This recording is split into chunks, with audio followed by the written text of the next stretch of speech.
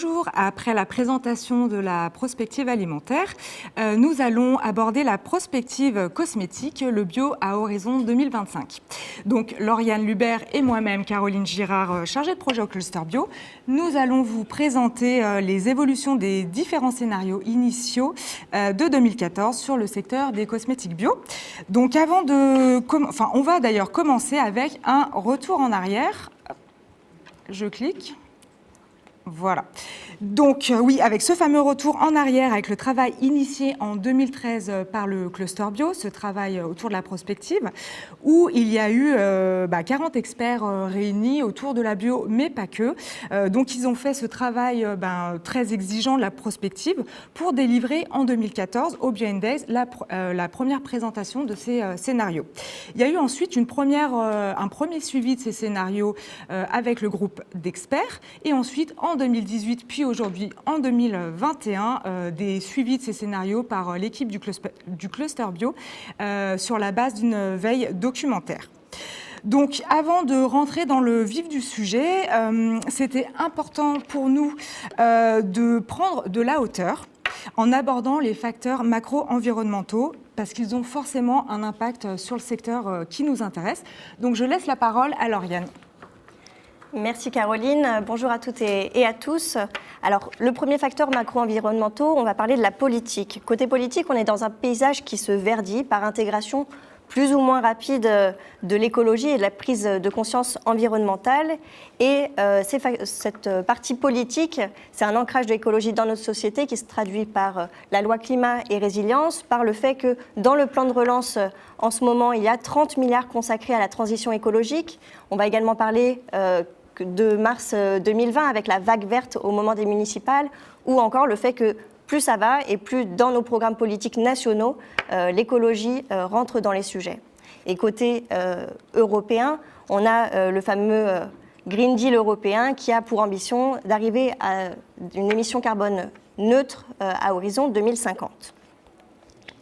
Alors, évidemment, les actions politiques découlent souvent sur des lois. Adrien en a parlé sur la dernière prospective. Côté législatif, une loi qui est importante pour notre secteur, c'est évidemment la loi anti-gaspillage pour une économie circulaire. C'est la fin de la mise en marché des emballages plastiques à usage unique d'ici 2040.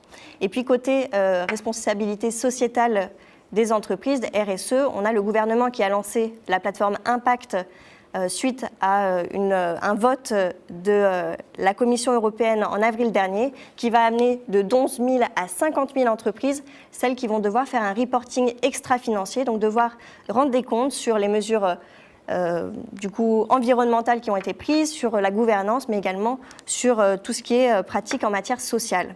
On va donc vers un cadre législatif qui va vers plus de virtuosité environnementale et sociale. Mais face à ces dynamiques, on remarque bien qu'on est face à un contexte économique fragile.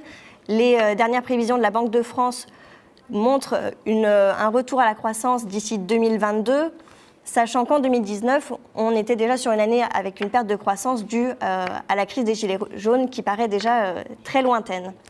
Côté consommateur, ça se traduit par un pouvoir d'achat qui est affaibli, une hausse du chômage, mais une des inconnues qui reste, c'est également l'épargne qui a été augmentée en 2020. Les consommateurs ont gardé de l'argent.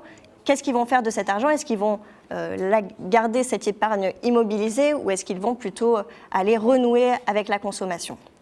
Alors pour les trois facteurs macro-environnementaux suivants, je vais laisser la main à Caroline. Merci Lauriane. Donc pour tout ce qui est la sphère socio-culturelle, on a choisi de mettre en exergue deux choses. Première chose, donc vous l'avez entendu lors de la présentation des scénarios alimentaires, mais c'est vrai que c'est important, c'est le retour à cette ruralité. 2,4 millions de citadins affirment avoir un projet de s'implanter à la campagne d'ici et durablement à la campagne d'ici 5 ans. On peut le voir qu'il y a eu eu vraiment un retour en masse dans les campagnes après les confinements successifs. Donc c'est quelque chose d'important par rapport à ça. Et aussi, ce qui était important de souligner, c'est la baisse de fécondité qu'on peut observer en France, sachant que les familles avec enfants sont une cible très importante pour le secteur du bio. Donc du coup, dans ce cadre-là, on peut vraiment se demander quelles sont les perspectives. Pour tout ce qui est de l'environnement technologique, on le sait tous, les canaux de communication foisonnent. On a absolument aujourd'hui une application pour tout. Je pense que tous dans vos smartphones, vous en avez de partout. C'est aussi une nouvelle manière de recevoir de l'information au quotidien. Ça facilite aussi les échanges professionnels et notamment avec le télétravail, on a pu voir des messageries, notamment instantanées, se multiplier. Autre chose qui est important, c'est vraiment cette évolution du e-commerce qui avait déjà une croissance assez importante ces dernières années, mais avec la pandémie qu'on a connue qui s'est accrue fortement. Et dernier facteur, c'est bien évidemment l'écologie. Je représente le GIF que nous a présenté Adrien tout à l'heure, mais il est vraiment parlant.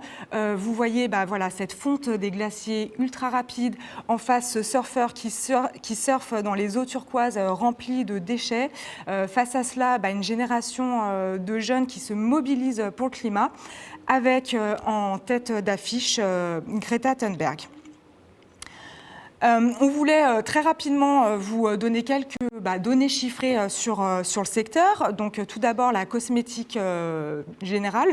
En France, on est le leader mondial de la cosmétique et de la parfumerie avec 23% de part de marché. Et c'est le deuxième marché avec un excédent commercial après l'aéronautique et devant l'alimentaire. Ensuite, pour ce qui est des chiffres en bio, la France est le deuxième marché européen, 920 millions d'euros de chiffre d'affaires en 2020, une croissance annuelle moyenne des ventes de 5%, avec une projection à 2023 d'environ 5 milliards d'euros. Et en 2019, la GMS est devenue le premier circuit en volume de vente. Lauriane va désormais vous énumérer les scénarios initiaux, puis nous rentrerons dans les détails de chaque scénario.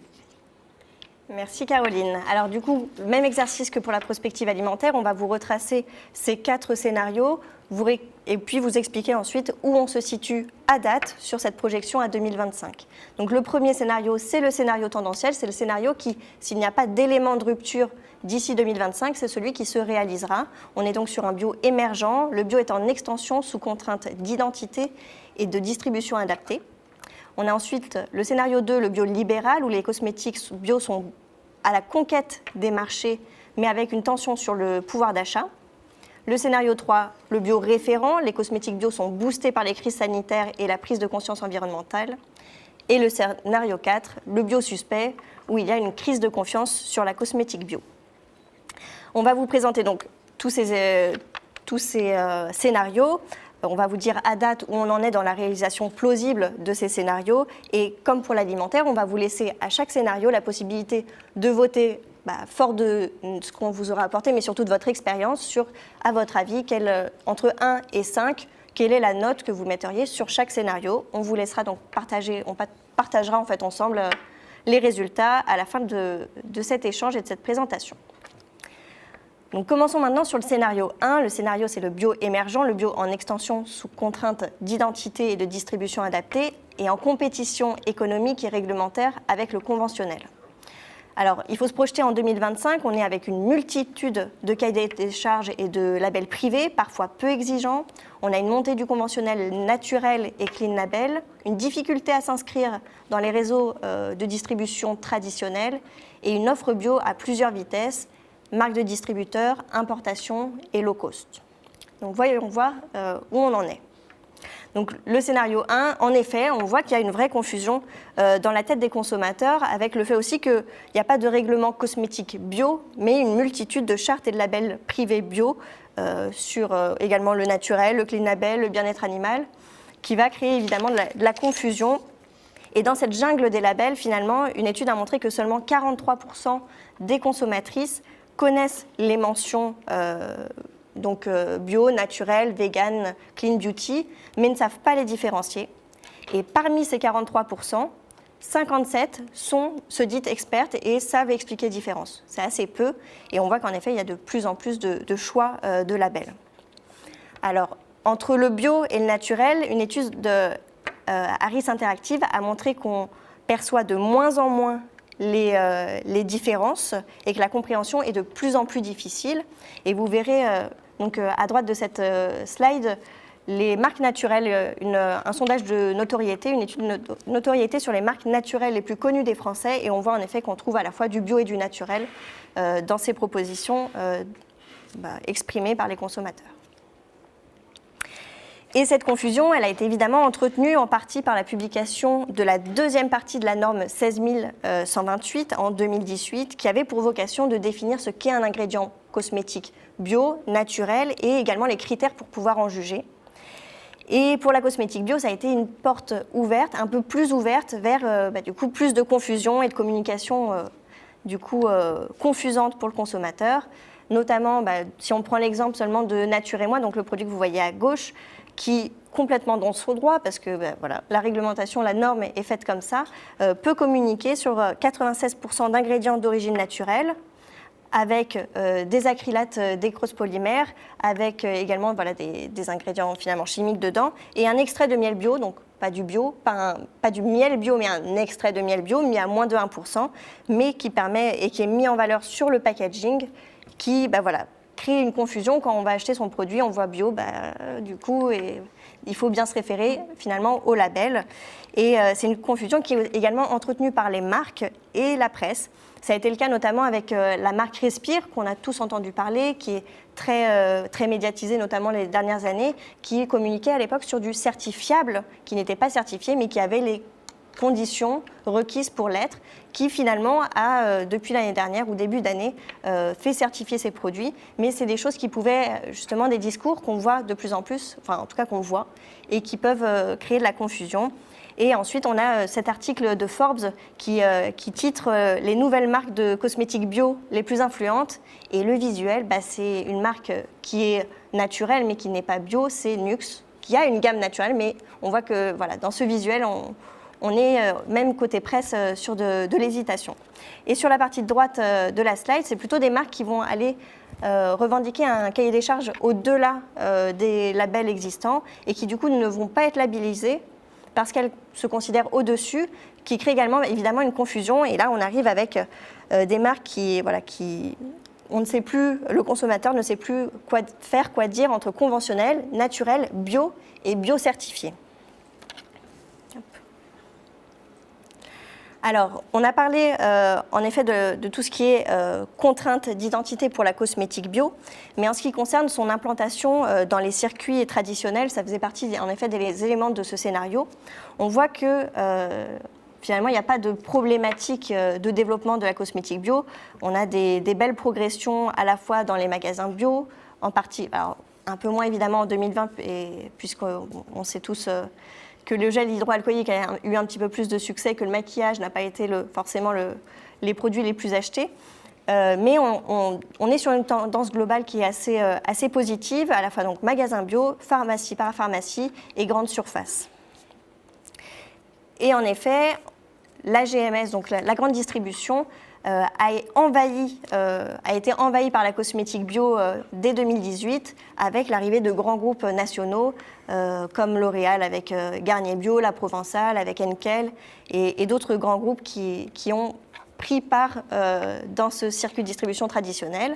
Mais on retrouve également la cosmétique qui évolue sur le e-commerce. On connaissait déjà le mondebio.com, Mademoiselle Bio, et maintenant on a également des plateformes plus mainstream qui vont référencer du bio, comme Birchbox qui est devenu Blissim, ou Sephora évidemment. Donc on arrive même sur de la distribution sélective. Alors, la crise sanitaire, elle va demander aussi à prioriser les dépenses. Et depuis quelques années, on trouve du bio à tous les prix, pour tous les budgets, que ce soit une marque distributeur ou non. C'est plutôt positif du coup pour le développement. Et il n'y a pas de menace forte sur les importations ou sur le low cost. qui, comme en alimentaire, va marquer des différences plus ou moins, des engagements plus ou moins forts des marques. Néanmoins, le développement du e-commerce, ça va mécaniquement faciliter l'accès de la cosmétique bio et de tous les acteurs, étrangers ou français, et un risque de contrefaçon qui pourra engendrer peut-être à terme de futurs scandales sur notre secteur, donc à vérifier. Je vais laisser maintenant, on va juste clôturer sur ce scénario 1. Donc on a vu tous les aspects, on va vous laisser donc sur 4 temps différents, comme pour l'alimentaire, voter sur ce scénario entre 1 et 5, du moins plausible au plus plausible, sur sa possible réalisation en 2025. Vous pouvez le faire donc via le lien WooClap qui est envoyé dans le chat. Je laisse Caroline donc présenter le deuxième scénario, le bio libéral. Merci Lauriane. Alors, le bio libéral. Les composantes du scénario sont les suivantes. On a des crises sanitaires et environnementales. On a des consommateurs aussi qui sont avertis, qui se renseignent. Le point de rupture, pour rappel, qu'est-ce qu'un point de rupture? C'est les facteurs internes et externes qui contribuent à la réalisation du scénario. Donc le point de rupture, c'est des contraintes sur le pouvoir d'achat qui entraînent la polarité des achats. Ensuite, on a un développement de la grande distribution et de nouveaux modes de distribution, une multiplication des démarches privées et une concentration des acteurs. Alors, parmi les tendances qui se confirment, les crises sanitaires et environnementales, parce que c'est vrai qu'il y a un fort relais de la presse sur les dangers des perturbateurs endocriniens, et c'est vrai qu'on entend aussi vraiment très souvent que telle ou telle substance est cancérigène ou dangereuse pour la santé. Après, je vous ai mis la petite photo là, qui est, on va dire, c'est de l'humour très noir, mais qui est parlante, qui dit « On a retrouvé une vingtaine de perturbateurs endocriniens dans mes cheveux. C'est pas grave, avec la chimio, ils vont tomber. » Donc, bref.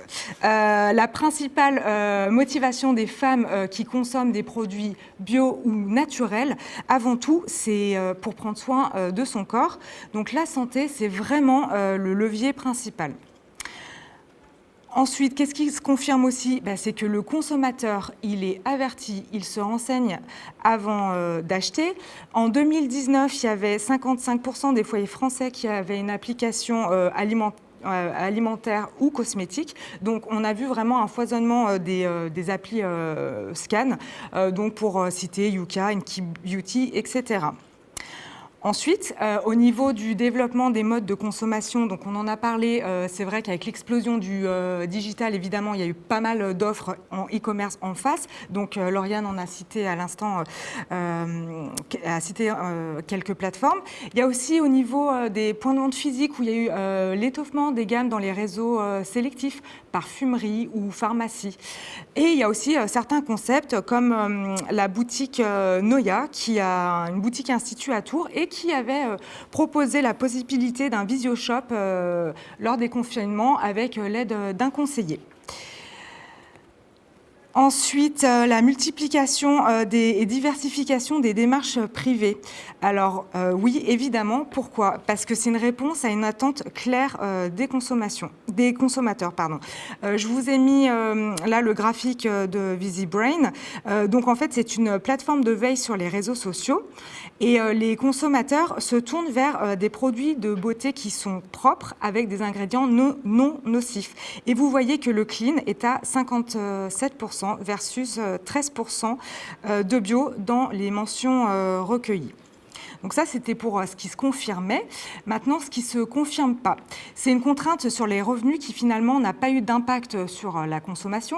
Un article de Challenge en septembre 2020 disait qu'un Français sur deux avait déclaré acheter des produits cosmétiques et d'hygiène certifiés bio au cours des 12 derniers mois. Et même le consommateur est prêt à payer plus cher pour des produits naturels et bio. Et ensuite, on peut le voir, là, c'est le classement Nielsen en 2019 des meilleurs lancements sur l'hygiène beauté. Et vous voyez que parmi ces 10 lancements, il y en a 3 qui sont certifiés bio. Ça, c'est pour 2019. Et pour 2020, il n'y en a qu'un seul, mais c'est à pondérer parce qu'il y a une grosse, comme tu le disais tout à l'heure, une grosse offre au niveau des gels hydroalcooliques. Ensuite, parmi les tendances qui ne se confirment pas, on n'a pas vraiment assisté à une forte concentration des acheteurs. Il y a eu certains rachats, mais à la marge. Mais ce qu'on peut constater, c'est que les PME dans l'univers de la cosmétique bio sont très dynamiques. Les entreprises de cosmétiques bio sont des PME en majorité. Et l'évolution des ventes en hygiène beauté du bio sont réalisées par elles à 23 millions d'euros, selon LSA en 2019. Alors, eh bien, c'est pareil, je vous laisse voter tranquillement sur WooClap si vous pensez que ce scénario est plausible. 1, ça veut dire pas plausible, et 5, ça veut dire tout à fait plausible. Je repasse la parole à Lauriane pour le scénario 3. Merci Caroline. Alors du coup, sur ce scénario 3, on va se projeter, donc cette fois-ci, on repart sur le scénario tendanciel et on va se projeter en 2025 sur un marché de la cosmétique qui est boosté par les crises sanitaires sur le conventionnel et par une prise de conscience environnementale qui joue en faveur du bio. Donc voyons à date les éléments qui pourraient nous renseigner sur la réalisation de ce scénario. Les conséquences, ce sera évidemment une réglementation bio rigoureuse avec Cosmos, la référence auprès des consommateurs et des médias et le fait qu'on s'appuiera sur une filière en structuration et forte croissance. Donc, ce que je voulais vous dire, c'est que oui, on entend de plus en plus parler des perturbateurs endocriniens. Le petit schéma, dessin de Caroline traduit bien finalement tout ce qu'on entend un peu tous les jours. Et c'est vrai que ça a été un vrai déclencheur, une vraie finalement crise sanitaire qui a boosté la partie bio, notamment sur les déodorants et les antitranspirants, où une étude a montré fin 2016 qu'il pourrait y avoir une relation, une corrélation entre la présence de sel d'aluminium et, dans un déodorant antitranspirant et le cancer du sein. Ce qui a résulté du coup une augmentation de la vente des déodorants bio et une baisse de ceux en GMS. Alors, côté réglementaire, les 5 membres fondateurs de Cosmos Organic, donc le référentiel de la cosmétique bio majoritaire, continuent à structurer le référentiel et le fait évoluer. L'avantage en cosmétique, c'est que vu que c'est un label privé, ça évolue plus rapidement que sur l'alimentaire. Et cette évolution se fait en fonction des dernières études et des exigences, notamment sur les ingrédients controversés, les minéraux, l'huile de palme. Donc on va vraiment sur aussi une structuration, un côté réglementaire de plus en plus rigoureux. Côté, comme disait Caroline, un consommateur est de plus en plus conscient et informé des ingrédients polémiques et vont jouer aussi sur un petit rôle de lobby. Ou sinon, il y a les autres qui vont décider d'aller faire eux-mêmes leurs produits. Donc le développement du faire soi-même, du do-it-yourself, avec 34% des consommateurs qui ont déjà réalisé au moins un produit soi-même. La conséquence, c'est le développement d'ateliers cosmétiques, de boutiques qui vont vendre des matières premières ou des marques qui vont vendre des matières premières comme Aromazone ou encore d'autres. Et un des points de rupture de ce scénario, c'était également la prise de conscience environnementale. On en a parlé déjà dans les facteurs macro-environnementaux. L'enjeu des emballages plastiques, c'est devenu un sujet récurrent, particulièrement en 2020. Et on a entendu je ne sais combien de fois qu'en 2050, il y aura plus de plastique que de poissons dans les océans. En conséquence, on voit le développement du vrac avec du vrac, du zéro déchet, de la consigne, mais aussi la transformation de produits avec des formats solides ou en poudre. Et on a également des cosmétiques, comme présentait Enéascence ce matin, Alpecambium, sur des cosmétiques à partir d'ingrédients upcyclés, donc des déchets qui ont été revalorisés pour entrer dans un cercle vertueux. Bio-référent, ça passe également par l'innovation. On peut le dire, la cosmétique bio est précurseur justement sur les sujets du vrac, de la consigne et du zéro déchet. Mais la cosmétique, elle crée aussi des tendances. Par exemple, sur la partie holistique de la prise en compte du bien-être, à la fois avec de l'alimentaire, des compléments alimentaires et de la cosmétique, le concept de in and out qui est vraiment qui est poussé par la cosmétique bio. On a également des innovations sur des ingrédients qui sont bio et brevetés. On a comme le rouge français en dessous, donc sur des produits maquillage qui utilisent seulement des pigments végétaux, ou sur la droite, une tendance qui, pour le coup, pas forcément précurseur de cette tendance, mais vraiment au cœur de cette tendance qui est en train de prendre de l'ampleur, c'est le microbiome, le fait de faire attention du coup à ce qu'on a sur la peau, aussi bien que ce qu'on a à l'intérieur. Et là, c'est par exemple l'entreprise Biosmé qui va travailler sur tout cet univers microbiome. On a beau innover, si ce n'est pas efficace, le consommateur, la consommatrice n'ira pas acheter ces produits-là. Et on a en effet 85% des femmes qui recherchent des produits cosmétiques efficaces. Et le secteur de la cosmétique bio il y a quelques années, souffert d'une réputation d'être ennuyeux, pas sensoriel et pas efficace. Et maintenant, la cosmétique bio n'a plus à rougir de ses résultats, de ses textures, de tous ces aspects-là. Et notamment, il existe de plus en plus d'études qui montrent que, comme là cet exemple de Melvita, sur un test de cornéométrie, donc d'hydratation de l'épiderme, la cosmétique bio peut challenger les références du secteur. Là, donc, c'est un produit Aven, Hydrance de Aven vendu en parapharmacie. Mais on a également de l'efficacité vers plus de science. Bio ne veut pas dire contre la science. Et on a par exemple Régence qui développe des produits pour défendre de l'atopie, de l'eczéma, scientifiquement prouvés. Et la presse commence, alors c'est pas unanime parce qu'il y a encore des difficultés, notamment je pense au shampoing solide qu'on voit de plus en plus, où ça demande une adaptation du cheveu et donc où souvent tout de suite on va dire ah mais non, c'est pas efficace, ça ne marche pas. Il y a toujours un côté pédagogie à apporter, mais la presse commence aussi à appuyer, à expliquer les bénéfices de la cosmétique bio, à la fois en termes de sensorialité et d'efficacité. Donc, au-delà de parler de l'efficacité, déjà, on parle de la cosmétique bio, ce qui n'était pas forcément quelque chose d'évident il y a quelques années, à la fois dans de la presse spécialisée, dans la presse féminine, sur un peu tous les supports, ce qui est déjà un beau progrès. Et enfin, le dernier point, c'est pour être un bio référent, la filière, elle va se structurer. On arrive du coup maintenant avec des salons dédiés. Donc, je pense à Vivanès, qui est en parallèle du salon Biophare tous les ans en février, qui va être donc dédié à la cosmétique naturelle et bio. On va avoir des fournisseurs d'ingrédients qui vont de plus en plus développer des ingrédients bio. Sur les salons conventionnels, des Sustainability Corner qui vont augmenter et qui vont du coup, toute la structure, tout l'amont se construit pour permettre aussi le développement de marques qui peuvent être bio. Et après, on a aussi les marques qui vont intégrer la production de plantes aromatiques et médicinales, de PAM, dans leur stratégie. Comme Nux, alors pour le coup qui n'est pas bio, mais qui va développer des filières sur les huiles qui sont contenues dans l'huile prodigieuse, Lancôme avec la rose de Grasse. Là, on a Beauty Garden qui va développer, qui va utiliser les produits de son jardin, donc de sa production, pour les mettre dans ses produits. On a de plus en plus d'exemples qui vont là-dessus. Alors, on a fini sur ce scénario bioréférent qui est plutôt positif. C'est évidemment un scénario qu'on aimerait voir prospérer d'ici 2025. Je vous laisse donc, comme tout à l'heure, voter entre 1 et 5 du moins plausible au plus plausible sur la réalisation de ce scénario. Et je vais laisser Caroline présenter le dernier scénario, le scénario du biosuspect.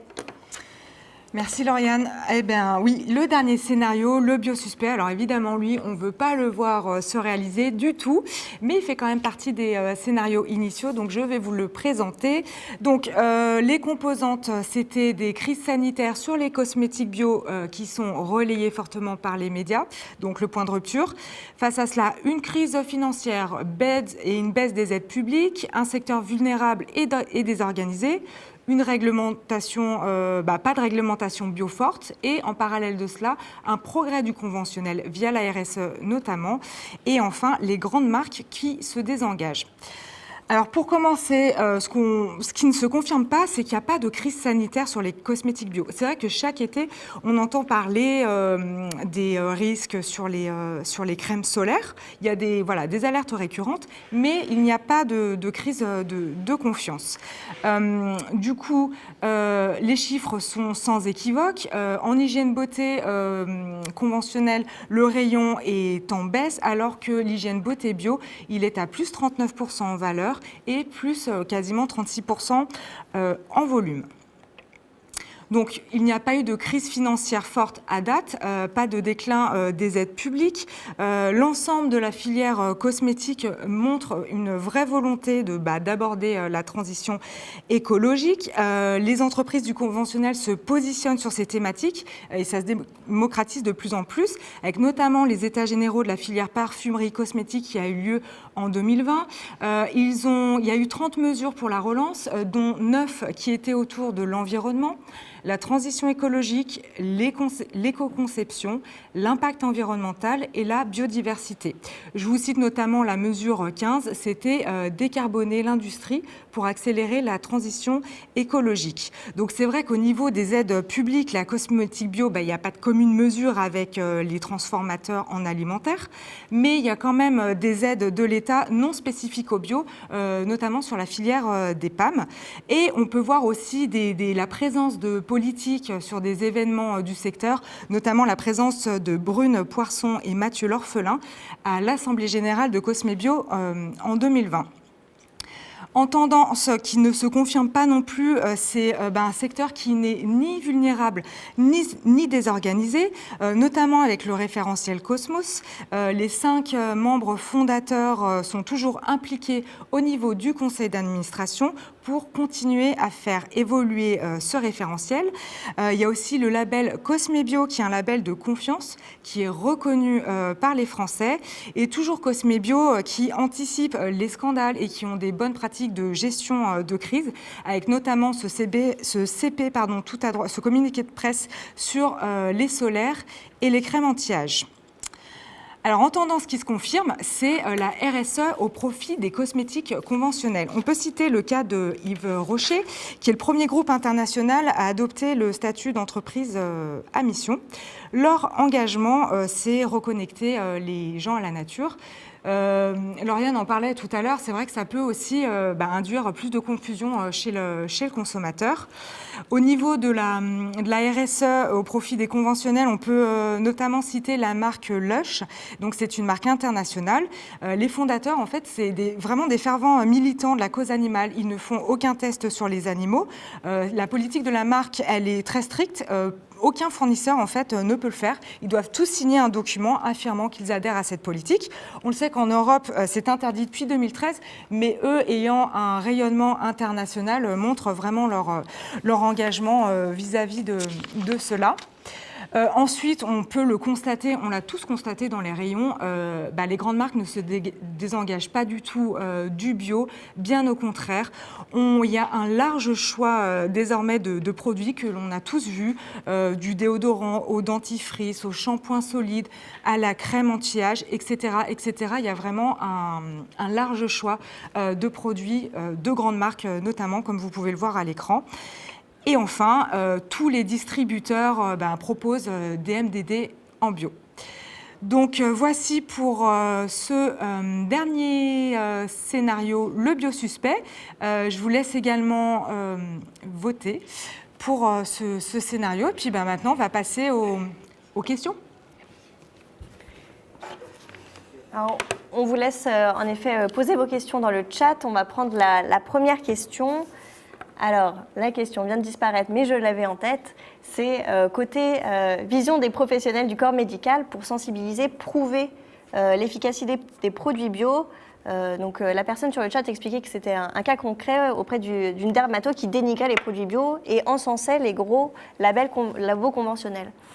Alors, peu importe tous les scénarios sur lesquels on a discuté, il y a encore du travail, notamment si on parle du solaire en bio.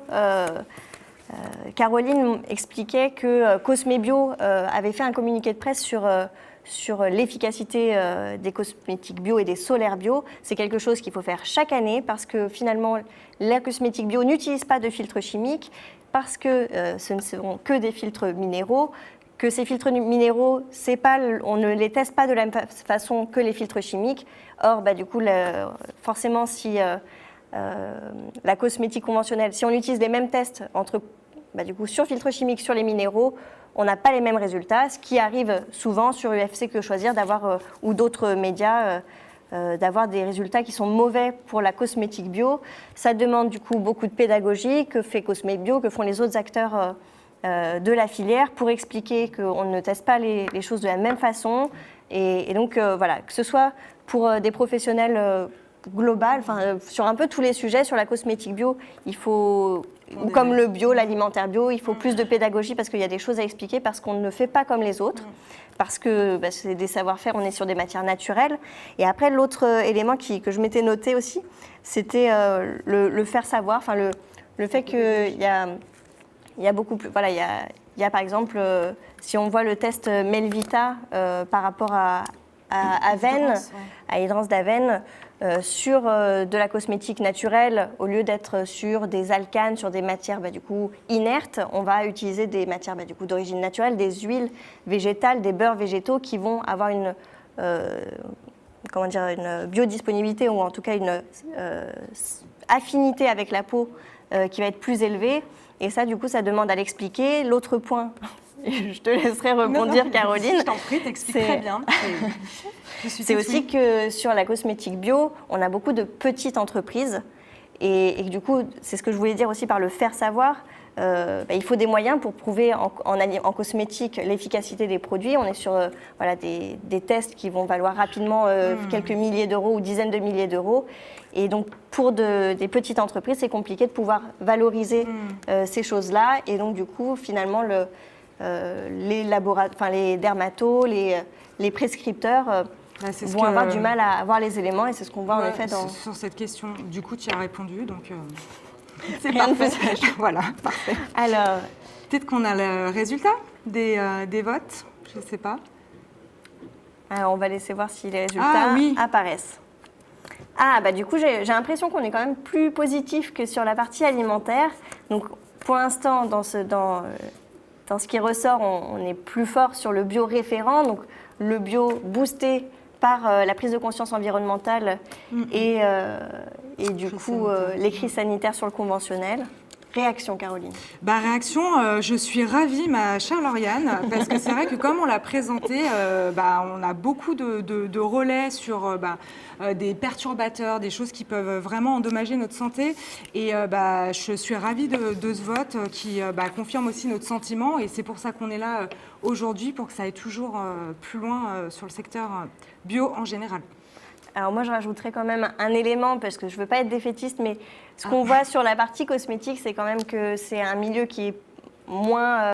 on est sur moins de chiffre d'affaires, moins de consommation et consommateurs par rapport à l'alimentaire. Ça demande en tout cas toujours plus de communication pour les marques, pour les distributeurs, auprès des consommateurs, de montrer que ce que veut dire les labels, ce que veut dire, du coup on parlait des tests, il y a tous ces sujets-là où il faut continuer à apporter chacun de la pédagogie aux consommateurs, et c'est en communiquant que ce scénario se réalisera.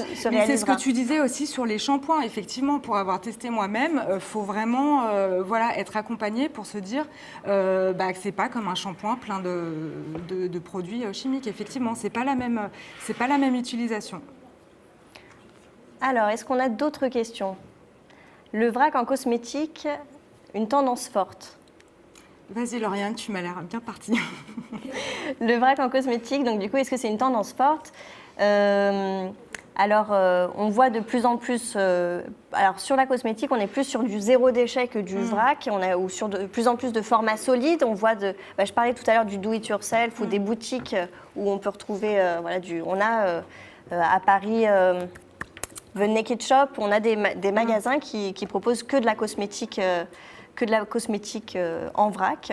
Donc on a les savons qui se coupent, donc ça se développe de plus en plus. En plus, on est sur des valeurs artisanales, donc c'est des choses qui intéressent. Et puis après, le vrac liquide, donc ça a été plus compliqué, c'est plus compliqué, mais on a notamment parmi nos adhérents des personnes comme Vrakinov qui peuvent proposer des solutions sur du coup, des textures qui n'étaient pas forcément encore habituelles et qui n'étaient pas forcément simples à gérer pour les magasins, donc des textures de gel douche, de crème qui peuvent être adaptées à ce format. Donc c'est quelque chose qui va évoluer. Et puis d'ailleurs, je pense qu'on rentrera aussi dans les détails demain avec l'atelier Vrac et notamment l'Amazona qui va témoigner aussi de sa belle évolution là-dessus. Tout à fait. Alors, une autre question, qu'est-ce qui va permettre au bio de continuer à convaincre ? Je pense que c'est ce qu'on s'est dit, hein, c'est de la pédagogie, toujours de bien expliquer, d'être très clair par rapport à ce qu'il y a dedans et l'efficacité. Et je ne sais pas si tu as autre chose à rajouter par rapport à ça. On verra également les résultats de l'étude exclusive d'OpinionWay demain qui montrera aussi qu'est-ce que le consommateur est prêt à faire en plus, à payer en plus. Mais sur la cosmétique, on a évidemment des enjeux de filière qui sont encore peu reconnus, on va dire, par les pouvoirs publics. Les sous, les aides vont beaucoup sur l'alimentaire, peu sur la cosmétique. Donc peut-être qu'il y a un message à faire passer aujourd'hui sur aidons la structuration des filières PAM davantage. En tout cas, on a la chance aussi d'être dans la Drôme et d'avoir, nous ici, des filières qui sont très développées où on peut jouer là-dessus pour continuer à faire des cosmétiques bio made in France, ce qui n'est pas encore forcément toujours évident. Et qu'il faut du coup pas oublier pour les marques à valoriser quand c'est le cas. Quelles sont les vraies tendances de demain en termes d'innovation de rupture ? Alors, donc les vraies tendances de demain en termes d'innovation de rupture. Bonne question. C'est une bonne question, évidemment. On a vu dans les tendances beaucoup de choses sur les ingrédients. Je pense qu'au-delà de l'ingrédient, on va aller plutôt sur la personnalisation. On a beaucoup de choses où on a vu même de façon globale, au-delà du bio, on a cette partie holistique qui est déjà bien intégrée dans la cosmétique bio. Donc le fait d'intégrer le in and out, l'alimentaire, le complément alimentaire à l'extérieur, du coup à la cosmétique. Je pense que ça va être... Comme tu le disais aussi, je pense que la pédagogie derrière, c'est super important de continuer là-dessus. Alors, est-ce que c'est une innovation de rupture C'est pas sûr. Mais du coup, moi je dirais plutôt sur la personnalisation qui a du sens pour aller au-delà du in and out qu'on disait, donc le fait de prendre en compte donc, la globalité du corps, déjà on le fait déjà en cosmétique bio, le fait de personnaliser par type de peau, ça a encore plus de sens et on peut le personnaliser ensuite après par type d'ingrédients. Donc j'ai envie de dire, moi la personnalisation c'est mon avis à challenger, à avoir donc, dans les prochains développements produits. On va maintenant conclure. Du coup, merci à tous pour avoir suivi ce dernier atelier de cette première journée des Bio & Days. On vous retrouve demain à 9h sur les tendances au-delà du bio. N'oubliez pas de consulter vos prises de rendez-vous. Vous en avez peut-être reçu dans la journée. N'hésitez pas à refuser ou surtout accepter ou en tout cas justifier vos réponses. Et on vous retrouve donc demain à 9h. Passez tous une belle soirée. Et on remercie les 60 participants à cet atelier et bien entendu, un grand merci à nos sponsors. Merci, bonne soirée. Merci.